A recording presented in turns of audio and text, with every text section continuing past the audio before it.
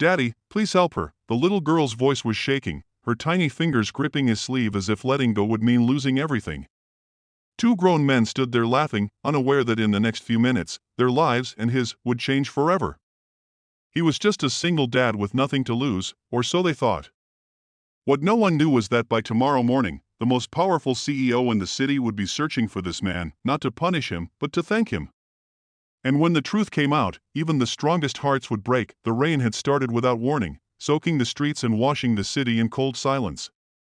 Daniel Carter walked fast, his worn jacket pulled tight around his shoulders, one hand holding a grocery bag, the other holding his 6-year-old daughter Lily. Life had not been kind to Daniel. His wife had died 3 years earlier from a sudden illness, leaving him alone with a child and a mountain of bills. He worked long shifts as a night security guard, slept little, and smiled even less, but for Lily, he tried to be strong every single day. As they passed a dimly lit parking lot behind a closed shopping center, Lily suddenly stopped. Her grip tightened. Her eyes widened. "Daddy," she whispered, fear trembling in her voice, "please help her." Daniel followed her gaze and saw an elderly woman on the ground, her purse spilled, groceries scattered, while two men stood over her. One of them shoved her shoulder with his foot, laughing as she begged them to stop.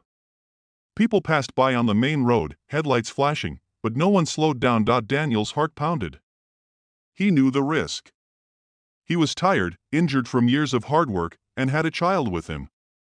But Lily's voice broke something inside him. He stepped forward and shouted for them to leave her alone. The men turned, surprised, then amused. One of them mocked him, pointing at his torn shoes and cheap jacket. "Go home, hero," he sneered. Daniel felt fear rise in his chest, but something stronger pushed it down. He placed Lily behind him, his voice calm but firm. When one of the men lunged forward, Daniel reacted without thinking. Years ago, before life had broken him down, he had trained in boxing to stay disciplined and focused. He never imagined he would need it again.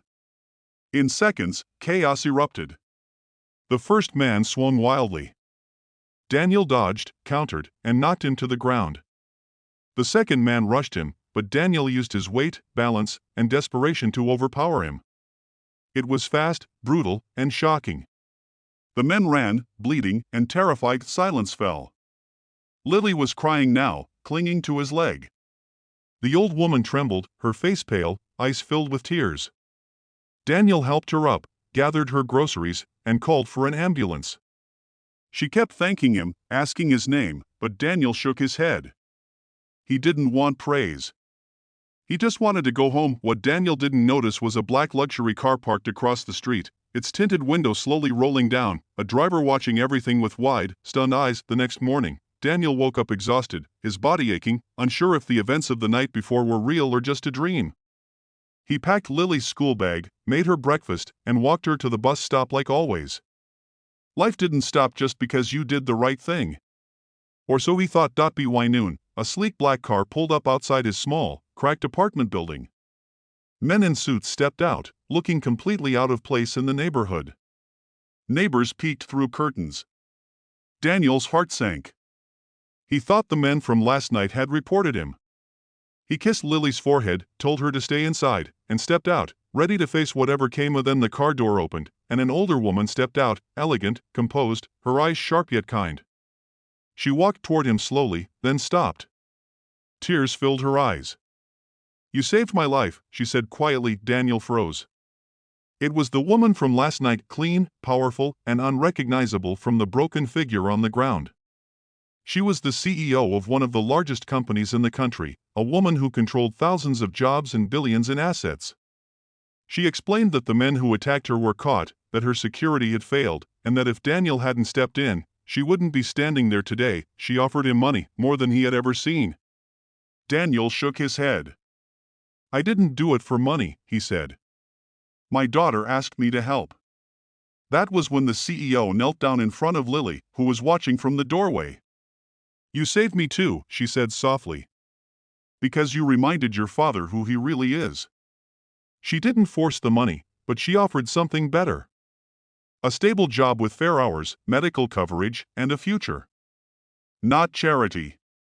Respect. Weeks later, Daniel walked Lily to school in clean clothes, his shoulders lighter, his smile real. He wasn't rich. He wasn't famous.